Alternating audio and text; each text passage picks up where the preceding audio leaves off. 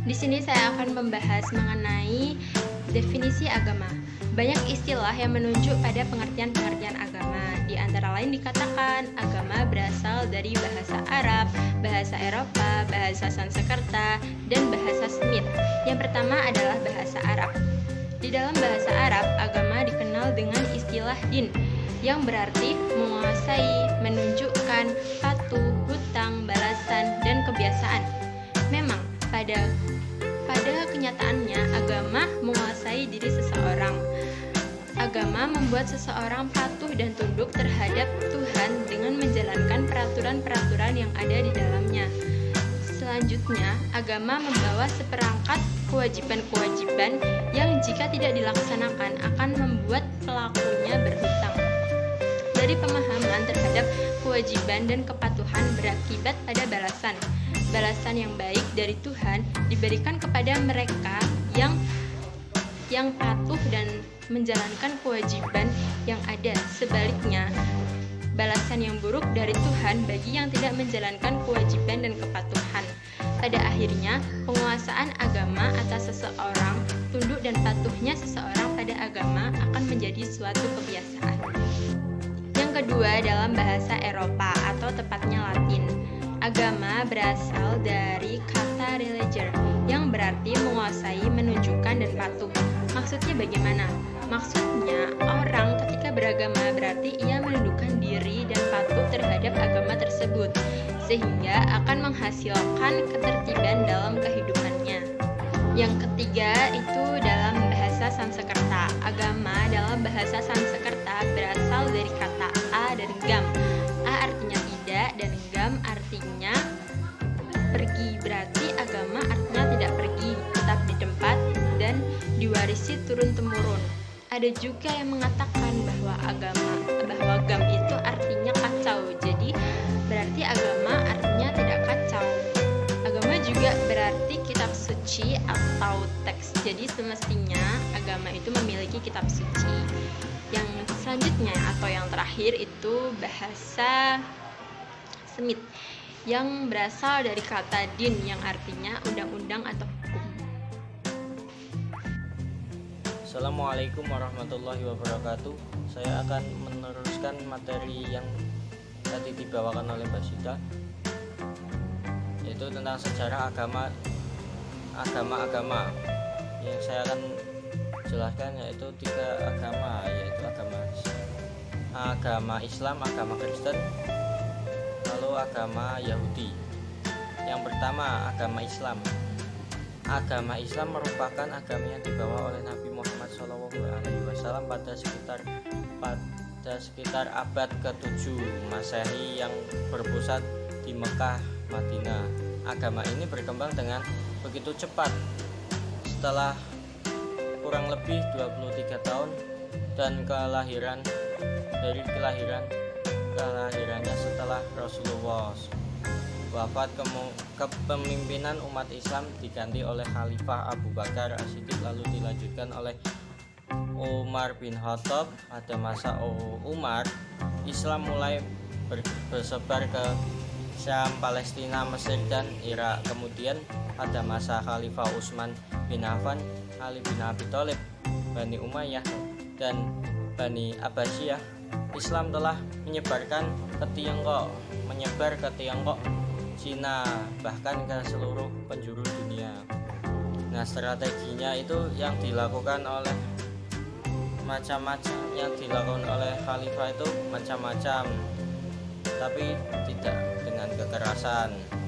Di antara strategi penyebaran Islam tersebut adalah yaitu pertama, jalur perdagangan, yang kedua jalur dakwah, yang ketiga jalur perkawinan, yang keempat jalur pendidikan, yang kelima jalur kultural.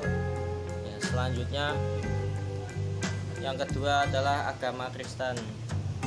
Kristen berasal dari kata Christos dalam bahasa Yunani, lalu berubah menjadi Kristus dalam bahasa Latin. Kristos ini terjemah dari kata dari bahasa Ibrani, yaitu Masiah, yang kemudian lebih dikenal oleh kalangan Kristen dengan sebutan Mesias. Sedangkan Al-Quran menyebutkan Al-Masih, artinya yang diurapi atau yang diminyaki dengan minyak wangi dalam suatu upacara keagamaan. Al-Quran menyebutkan agama Kristen dengan nama Nasrani yang berasal dari kata Nasrah.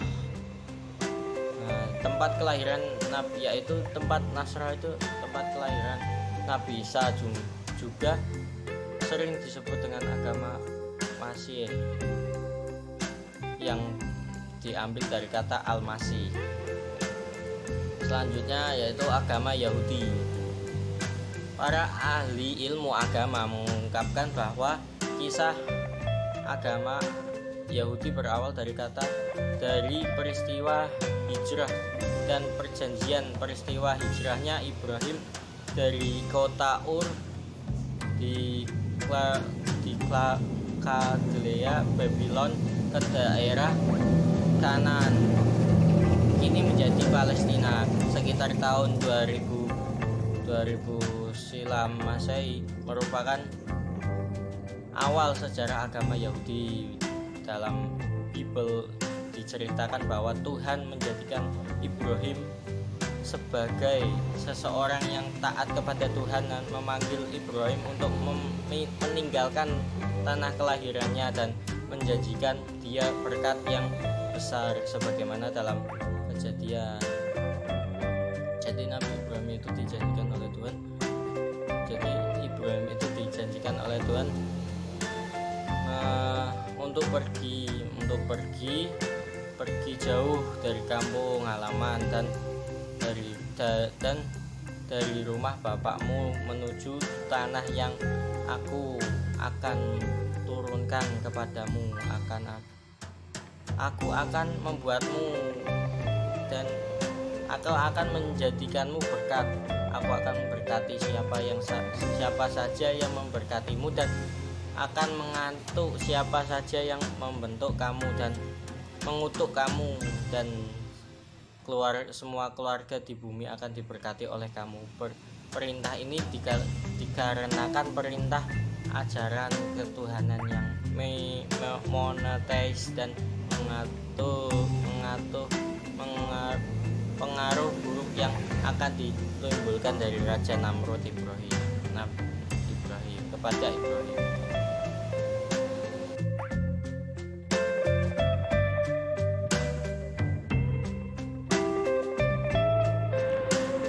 Dialog agama dan realitas kemanusiaan. Agama harus diperhadapkan secara langsung dengan masalah-masalah real kemanusiaan yang membaliknya, sebab hanya disitulah elan vital profetik agama akan bermakna. Misi profetik agama harus diarahkan pada pemberantasan masalah-masalah sosial kemanusiaan tanpa pandang agama, suku, jenis kelamin, ataupun etnis. Pembelaan agama harus semakin jelas diarahkan pada kelompok masyarakat yang terpinggir. Agama harus digerakkan untuk memberantas kezaliman, kemungkaran sosial seperti korupsi, untuk mendorong umatnya menjadi umat yang rajin dan benar, tidak menabrak aturan, dan agar giat bekerja, tidak malas. Persaudaraan sosial harus digerakkan segera, sebab perpecahan umat agama dengan gampang muncul akibat tidak adanya kepercayaan antar sesama